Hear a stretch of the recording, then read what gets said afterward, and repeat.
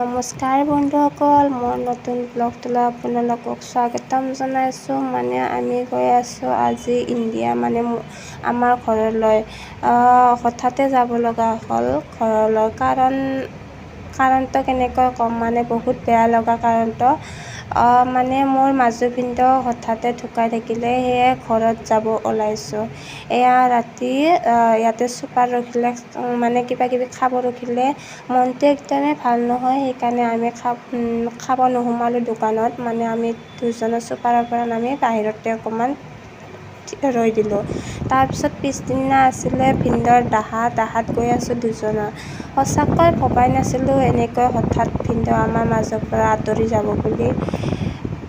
কপালৰ লিখন কি কৰিব, তথাপিও সঁচাকৈ বহুতেই বেয়া লাগি আছে। ভবাই নাছিলোঁ। এইখিনিতে এটা কথা কৈ থওঁ, আমাৰ ভিনদেউ কোনো আগৰ পৰা অসুখ হৈ ঢুকোৱা নাই।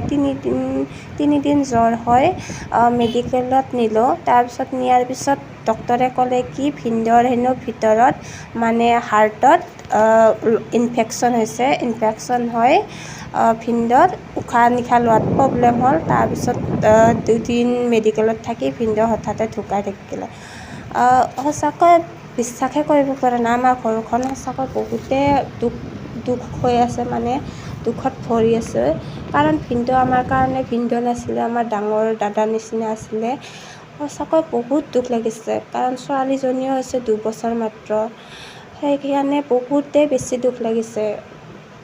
ভবাই নাছিলোঁ ভিনদেউ এনেকৈ হঠাৎ আমাৰ মাজৰ পৰা গুচি যাব বুলি, অজান পৃথিৱী এখনলৈ। বিশেষকৈ এইটো কাৰণতে বেয়া লাগিছে কি মই বিয়াৰ পিছত ভিনদেউক এবাৰো লগ নাপালোঁ। সেয়েহে বহুত বেছিকৈ বেয়া লাগিছে। আজিৰ ব্লগটো এইখিনিতে সামৰণি